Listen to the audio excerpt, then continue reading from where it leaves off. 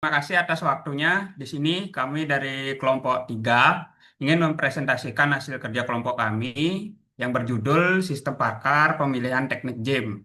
Namun sebelum itu, izinkan kami memperkenalkan kelompok kami terlebih dahulu, dimulai dari Gova dengan NIM belakang 04, kemudian ada Suryanti Daiman dengan NIM belakang 26, kemudian ada saya sendiri, Sang Putu Murtiasa Wiguna dengan NIM belakang 27. Kemudian ada Idewo Agung Ari Krista dengan NIM 65 dan kemudian ada Iputu Nanda Amanta dengan NIM 67.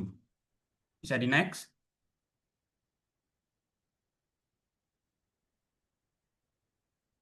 Nah, saya dimulai dari latar belakang.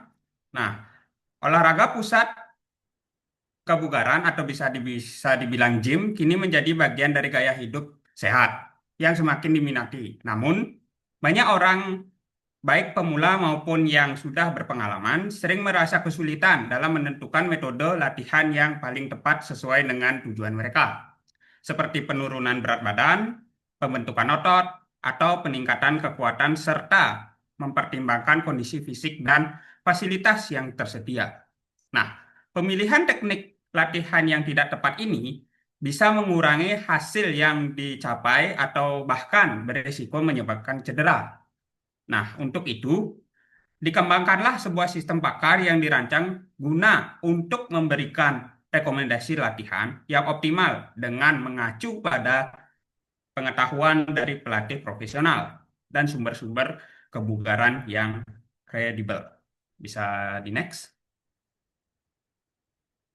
Nah, adapun tujuan proyek yang kami buat yaitu memberikan rekomendasi latihan di gym atau exercise yang sesuai dengan yang pertama ada tujuan meningkatkan massa otot, daya tahan otot, dan power otot. Yang selanjutnya ada target otot, diantaranya ada otot dada, otot bahu, otot punggung, kaki, perut, dan lain-lain. Dan yang selanjutnya itu apakah ada riwayat penyakit hernia, itu bisa dikategorikan, itu tergantung orangnya masing-masing, bisa memilih ya atau tidak. Dan yang selanjutnya itu ada durasi latihan, ada 30 menit, 1 jam, atau lebih dari 1 jam. Nah, yang selanjutnya itu ada meminimalisir kesalahan pemilihan teknik latihan yang berpotensi menyebabkan cedera. Nah, yang selanjutnya itu ada menyediakan panduan dasar tentang eksekusi teknik yang benar. Bisa di next. Nah, selanjutnya akan dijelaskan oleh teman saya. Oke, selanjutnya itu batasan dari proyek yang kita buat. Yang pertama itu sistem ini tuh hanya mencakupi teknik latihan untuk otot utama, terutamanya itu dada, punggung, kaki, bahu, lengan atau tricep dan juga bicep, yaitu perut dan juga pundak. Yang kedua itu tidak menggantikan konsultasi dengan pelatih atau dokter jika penggunanya itu memiliki kondisi medis yang spesifik. Yang ketiga itu basis pengetahuannya terbatas pada sumber yang telah disertifikasi atau textbook fitness, pelatih bersertifikasi atau ISM atau ASI. Yang keempat itu antarmuka berbasis website. Selanjutnya,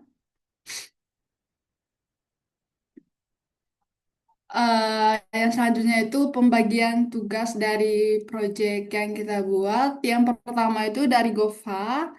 Gova tugasnya itu menguji sistem yang dibuat, terus menganalisis output sistem. Terus selanjutnya Surni membuat laporan. Yang kedua itu mengumpulkan feedback pengguna. Yang ketiga itu Sang Putu, dia tugasnya itu mendesain antara muka pengguna. Yang keempat, Gung Ari tugasnya itu berkolaborasi dengan developer untuk menerjemahkan aturan ke dalam dalam code. Yang kedua itu menyusun dokumentasi hasil uji coba sistem. Yang terakhir itu Nanda. Jadi Nanda tugasnya itu mendesain dan juga membangun sistem pakar. Yang kedua, mengkompilasi laporan akhir dari seluruh anggota. Yang terakhir itu menghubungkan antara muka pengguna dengan role-nya. Next. Nah, untuk basis pengetahuannya itu faktanya itu jadi basis pengetahuan ini tuh menyimpulkan informasi penting mengenai pengguna yang dapat membuat sistem dalam merancang program latihan fisik. Nah, tujuan latihan pengguna ini itu adalah yang pertama menurunkan berat badan, terus membuat otot, yang ketiga meningkatkan kekuatan. Yang kedua itu otot yang ingin ditingkatkan. Jadi penggunaan ini tuh biasanya memiliki fokus otot tertentu yang ingin dilatih seperti dada, punggung, kaki, dan juga lengan dan bahu. Jadi menentukan target otot akan mempengaruhi jenis latihan dan juga alat yang digunakan. Yang ketiga itu masalah kesehatan yang perlu diperhatikan. Jadi beberapa pengguna ini tuh pasti memiliki riwayat kesehatan, khususnya itu seperti hernia, cedera lutut atau punggung, dan juga tekanan darah tinggi atau kondisi jantung. Jadi program latihan ini tuh harus mempertimbangkan kondisi untuk menghindari resiko cedera atau memburukkan kondisi. Yang terakhir itu ketersediaan waktu latihan. Jadi pengguna itu harus memiliki durasi waktu yang berbeda untuk berolahraga. Seperti misalnya 30 menit, 1 jam, atau lebih dari 1 jam. Nah, waktu yang tersedia ini tuh akan mempengaruhi intensitas, durasi, dan juga jumlah latihan yang bisa dilakukan. Sekian, selanjutnya akan dijelaskan. Oke, Gova. Baik, saya lanjutkan di sini untuk basis pengetahuannya. Di sini premis. Jadi di slide ini saya menjelaskan dasar pengetahuan yang digunakan dari sistem yang dibuat. Jadi sistem ini bekerja berdasarkan beberapa premis atau aturan yang utama. Nah, untuk yang pertama di sini aturannya, jika tujuan pengguna adalah menurunkan berat badan, kondisi kondisi fisik pemula, maka latihan yang cocok adalah kardio intensitas rendah dengan durasi yang lebih lama. Untuk yang kedua di sini, jika tujuan pengguna adalah membentuk otot dan kondisi fisik menengah, maka latihan beban dengan repetisi sedang dan waktu istirahat yang lebih singkat cocok. Nomor tiga, jika tujuan pengguna adalah meningkatkan kekuatan dan kondisi fisik ahli, maka latihan beban dengan repetisi rendah dan berat yang tinggi cocok. Nomor 4, jika pengguna memiliki masalah kesehatan pada lutut, maka latihan seperti squat dengan leg press harus dihindari dan alternatif seperti leg extension dapat dipertimbangkan. Nah, jadi sistem akan memberi saran berdasarkan kondisi dengan tujuan pengguna begitu. Oke, kita lanjut lagi. Oke, kita lanjut ke teknik penalaran. Jadi teknik penalaran yang digunakan di sini adalah forward chaining. Jadi artinya sistem akan melalui dari fakta yang diketahui lalu mencocokkannya dengan aturan yang tadi saya jelaskan juga di slide sebelumnya untuk akhirnya memberikan kesimpulan. Nah, di sini ada contohnya juga. Jadi contohnya itu kalau jika pengguna bertujuan menargetkan otot dada, maka sistem akan merangkum jawaban terkait tentang latihan dada. Nah, jadi prosesnya di sini berjalan maju dari data yang diketahuinya apa, lalu sistem mencocokkan dan akhirnya memberikan rekomendasi begitu. Oke, kita lanjut lagi.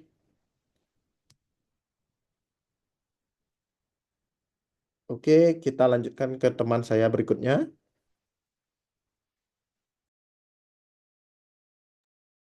Oke, untuk selanjutnya kita akan melakukan demo expert sistemnya ya. Oke, saya izin share screen. Kan share screen nih.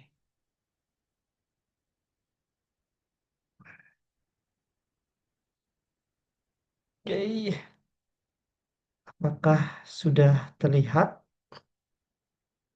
Sudah ya? Kok malam ini ya?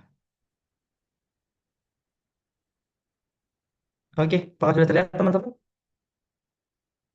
Oke.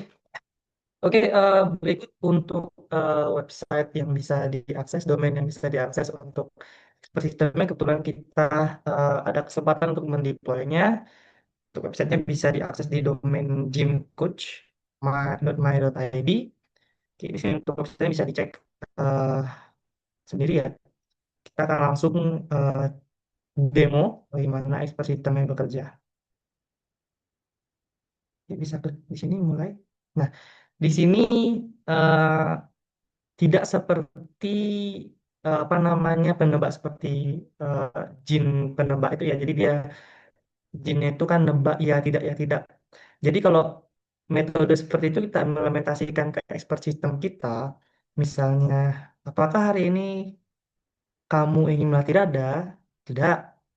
Apakah hari ini bahu? Ya, tapi itu bisa, tapi sangat amat kurang efisien di bagian user experience. Yang kenapa nggak tidak to the point aja? Kita suguhkan otot mana yang ingin kamu latih. Kita langsung berikan opsinya.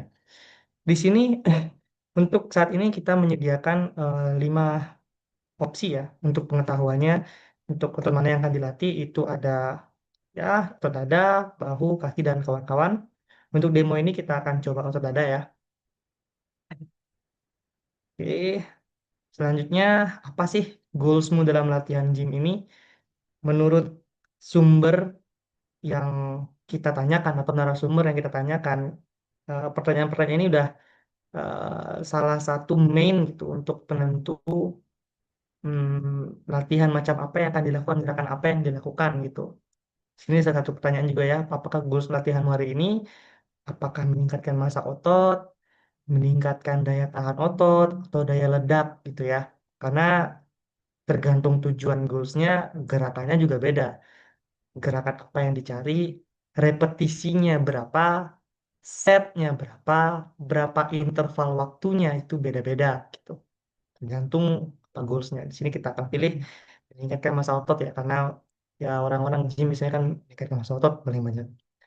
Nah, apakah kamu memiliki penyakit hernia? Hernia itu juga salah satu penyakit yang bisa menjadi concern latihan apa yang bisa diambil itu. Kalau punya hernia kan kita cenderung tidak bisa dalam tanda kutip ngepush terlalu keras ya karena ada bagian sini yang tidak boleh dipush bagian perut. Ya di sini kita jawab tidak dulu ya. Nah, di sini berapa banyak waktu yang kamu luang untuk gym gitu. Ini juga bisa penentu strategi.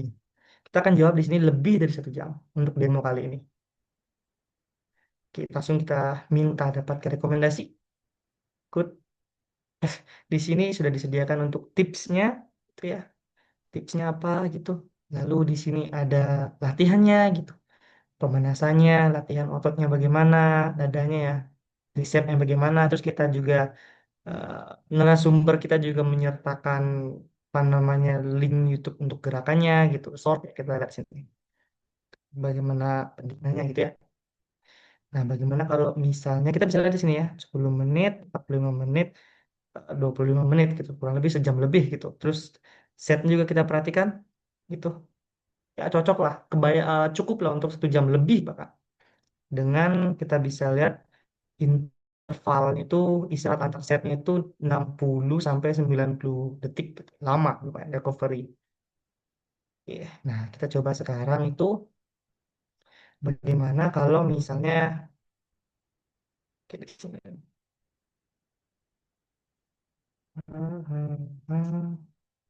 Nah, kita demokan bagaimana kalau misalnya waktunya dia terbatas gitu. Misal waktunya terbatas, rekomendasi seperti apa yang bakal dikasih gitu. Kita di sini tipsnya eh, setnya hanya 15 detik. Nah, 15 detik ini ternyata ada triknya, ada strategi yang ter apa ya, terjurnal ilmiah punya jurnal ilmiahnya gitu. Trik ini namanya Mayoreps gitu.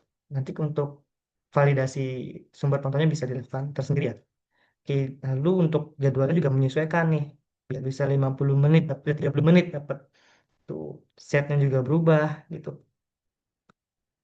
Nah, di sini juga tadi kita di sebelumnya juga kita disodorkan opsi bahwa ini yang bisa jadi step, ini sekarang disuruh pilih salah satu gitu. Ini menyesuaikan gitu dengan eh, kondisi atau jawaban yang diberikan oleh user itu kurang lebih. Oke, mungkin sekian untuk demo yang bisa kami lakukan.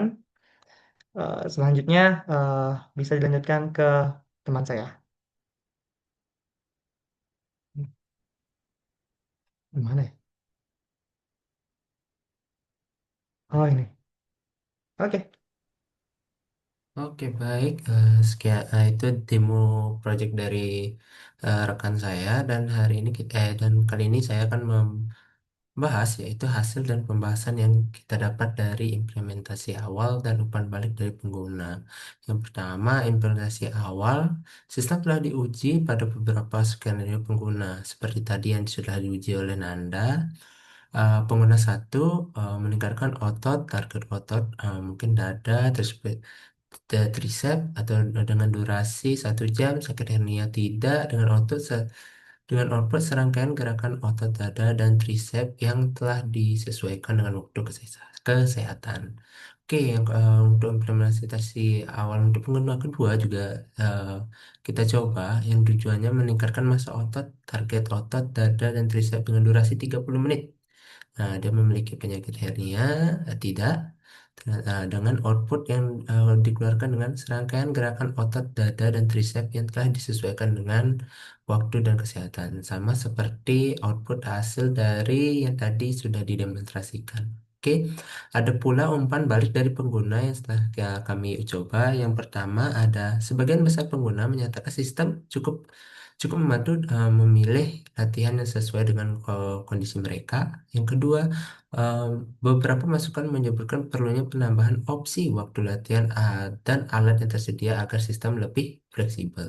Oke, yang ketiga, sistem juga diuji pada pengguna dengan kondisi cedera lutut dan berhasil merekomendasikan otomatis aman seperti leg extension. Oke, itu adalah umpan-umpan balik dari para tester yang kami sudah uh, minta tolong untuk mencobanya. Oke, nah kesimpulan dari proyek ini adalah pengembangan sistem pakar ini untuk merekomendasikan latihan game merupakan solusi inovatif yang dapat membantu individu dalam menentukan program latihan yang tepat sesuai dengan tujuan. Ada beberapa tujuan yaitu target otot, kondisi fisik seperti hernia, dan durasi waktu latihan. Dengan memakan pengetahuan dari pelatih profesional dan sumber kebugaran yang kredibel, sistem ini mampu meminimalkan risiko cedera serta meningkatkan efektivitas latihan. Kehadiran sistem pakar ini diharapkan dapat menjadi panduan yang andal, khususnya bagi pemula maupun pengguna yang kesulitan menyusun program latihan yang sesuai dengan kebutuhan pribadi mereka. Oke, itu kesimpulan dari proyek yang telah kami buat. Nah, the next, oke, karena ini slide terakhir, eh, mungkin cukup sampai sini presentasi kami dan penyampaian demonstrasi dari aplikasi kami. Jika ada salah kata, saya mohon maaf sebagai perwakilan dari kelompok kami, dan sampai jumpa.